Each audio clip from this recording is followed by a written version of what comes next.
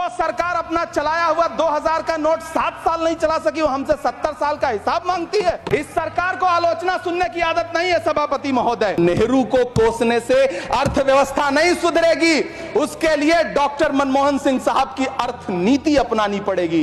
पिछले 11 साल से नेहरू जी को कोस रहे हैं, आखिर कब तक कोसिएगा?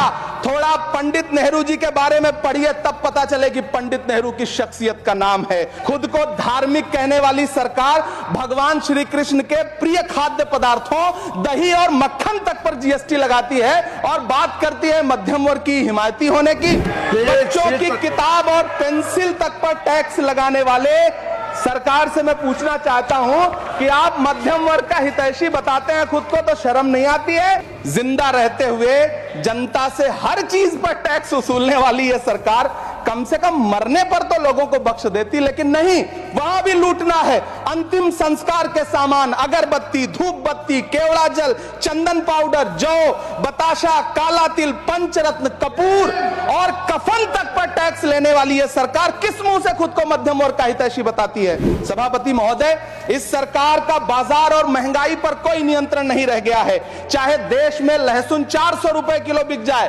टमाटर 100 रुपए किलो बिक जाए, प्याज का दाम सुनकर आंखों में आंसू आ जाए, लेकिन वित्त मंत्री महोदया बजट में महंगाई का मां भी नहीं बोलती हैं।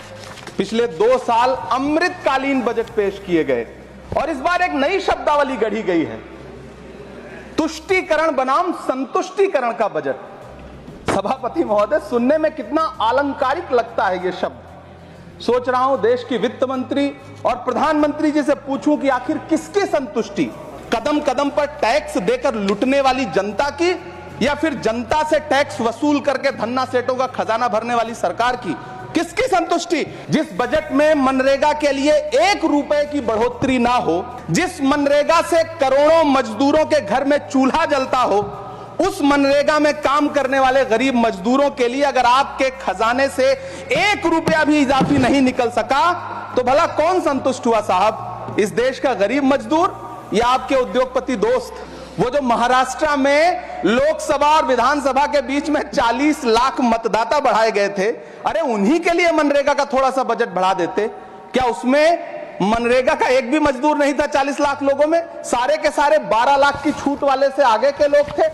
कल जब वित्त मंत्री जी देश की संसद में भाषण दे रही थी, तो वहां मुंबई में कोई गरीब इंसान जब अपनी जेब टटोल करके अपनी मोटरसाइकिल में 1 लीटर पेट्रोल भरवा रहा था, तो उस पेट्रोल की कीमत थी 103 रुपया प्रति लीटर।